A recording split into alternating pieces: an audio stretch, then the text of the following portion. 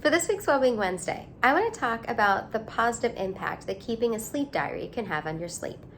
We know in psychology and in science there's a concept called the Hawthorne effect, the impact of any type of alteration just by observing something. So we know that we've seen that many times behavior changes occur when we're starting to pay attention to something and observe it. You see this when you're working with nutritionists, when you're wanting to eat healthier, that when you keep a diary every day of everything that you're eating, you start to make changes. You might choose to eat the apple instead of the cookies because you don't want to have to write down that you had 3 cookies. Well, we see the same thing with our sleep. By being able to keep a record and identify many different aspects of our sleep patterns, that over time it can help us to make positive changes. Now, many people are relying on wearable devices for this, and for some people those work really well. They're great to be able to determine the general of when we're approximating falling asleep, how many times we're waking up, even some that can do a decent job of identifying the stages of sleep that people are in. For some people, they have many reasons why they cannot utilize a wearable, whether it's uncomfortable for them to sleep, whether they have concerns about batteries and other things.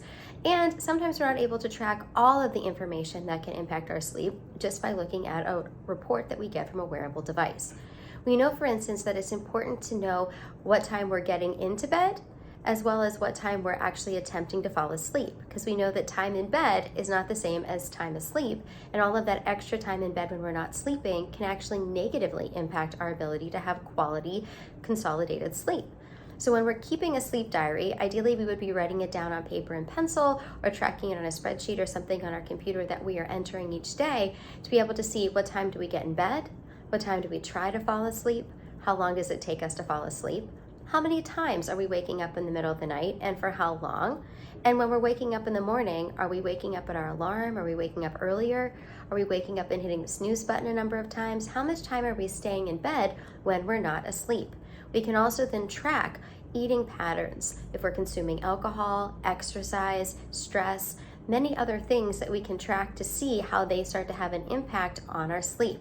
So it helps us to identify patterns and habits that affect our sleep to help us to be able to create better sleep habits, and generally can help to fix the things that we can start to have control over, as well as seeing if there are other disruptors for our sleep. You can then also use this information to talk to sleep experts to help you to make additional modifications. So as you're wanting to work on your sleep, a really great opportunity would be to first dive into start to track it, to keep that sleep diary regardless of the modality, to help you to start to achieve better sleep. Be well.